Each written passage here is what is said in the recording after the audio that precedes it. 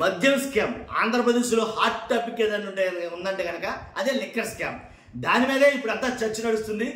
Next ఎవరు arrest చేస్తారు? మిథున్ రెడ్డితో సహా అరెస్ట్ అయ్యారు కాబట్టి ఇక నెక్స్ట్ బిగ్ బాస్ అని ఈనాడు వాళ్ళు పెట్టిన పేరు జగన్మోహన్ రెడ్డి గారికి. కాబట్టి నెక్స్ట్ జగన్మోహన్ రెడ్డి అరెస్ట్ అని అంటున్నారు. కానీ ఈ లిక్కర్ స్కామ్ మీద ఓ 10 ప్రశ్నలు అయితే ఉండిపోయాయండి. ఆ 10 ప్రశ్నలకి మీలో ఎవరికైనా సమాధానాలు తెలిస్తే ఖచ్చితంగా సమాధానాలు తెలియజేయండి. ఏంటి ఆ ప్రశ్నలు అని చెప్పే ముందు ఫస్ట్ నిజాలు తెలియాలి. కాబట్టి జనాలకి నిజాలే మాట్లాడుకుందాం, అబద్ధాలు వద్దు మనకి. నిజాలే మాట్లాడుకుందాం, ఉన్నమాటే మాట్లాడుకుందాం. తప్పు చేసిన జగనైనా సరే ఎవరైనా సరే. కాబట్టి ఫస్ట్ అయితే లైక్ చేయండి, ఎక్కువ మందికి ఇన్ఫర్మేషన్ చేరేవాలి కాబట్టి లైక్ చేయడం మీ బాధ్యత. అంతేకాదు మీరు లైక్ చేయడం వల్ల ఎక్కువ మందికి చేరుతుంది, నాకు కూడా మోటివేషన్గా ఉంటుంది. లైక్ చేశారా? ఇప్పుడు మీ అమూల్యమైన అభిప్రాయాన్ని ఈ వీడియో ఎండ వరకు చూసి మీ అభిప్రాయాన్ని కామెంట్ రూపంలో తెలియజేయండి. నేను మాట్లాడింది నిజమా అబద్ధమా కామెంట్ రూపంలో తెలియజేయండి. అంతేకాదు కొత్తగా మన ఛానల్ చూస్తే పక్కాగా సబ్స్క్రైబ్ చేయండి. ఓకే, ఇప్పుడు చూద్దాం ఒకసారి ఏం జరుగుతుంది, ఏంటి ఆ ప్రశ్నలు అనేవి. ఏంటి అసలు ఈ లిక్కర్ స్కామ్ ఎవరిది? నేను అడిగేది ఈ లిక్కర్ స్కామ్ ఎవరిది? లంచాలు ఎవరికి ఇస్తారు? ఇది మనం మాట్లాడుకునే టాపిక్. కాబట్టి మద్యాన్ని ఎక్కువగా అమ్మితే లంచాలు ఇస్తారా? అమ్మకాలు తగ్గిస్తే లంచాలు ఇస్తారా? మీకు అర్థమవుతుంది కదా క్లియర్గా. మద్యాన్ని లేదు లిక్కర్ని ఎక్కువగా అమ్మితే లంచాలు ఇస్తారా? అమ్మకాలు తగ్గిస్తే లంచాలు ఇస్తారా?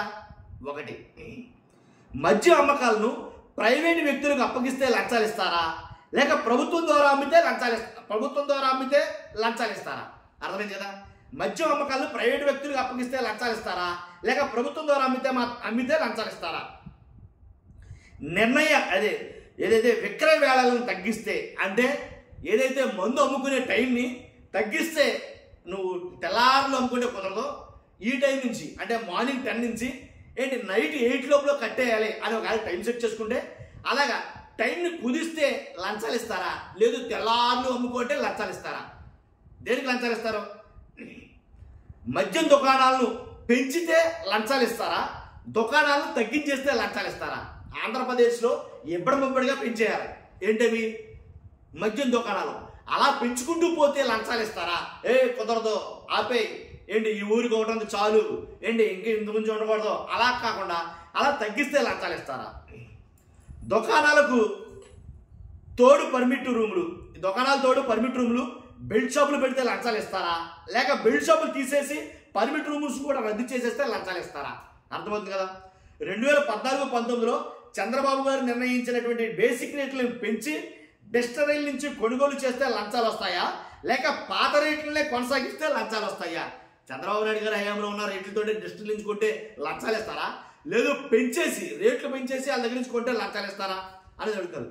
మద్యంపై తక్కువ ట్యాక్సుల ద్వారా ఎక్కువ అమ్మకాలు చేసే విధంగా డిస్టరీలకు మేలు చేసే విధంగా ఉంటే కనుక లంచాలు వస్తాయా? లేక ట్యాక్సులు పెంచి తద్వారా అమ్మకాలు తగ్గితే లంచాలు వస్తాయా? చాలా కామన్ లాజిక్ ఇది. ఎంపిక చేసుకున్న 4-5 డిస్టరీలకు మాత్రమే అధికంగా ఆర్డర్లు ఇస్తే లంచాలు ఇస్తారా? అన్ని డిస్టరీలకు సమాన స్థాయిలో ఆర్డర్లు ఇస్తే లంచాలు ఇస్తారా?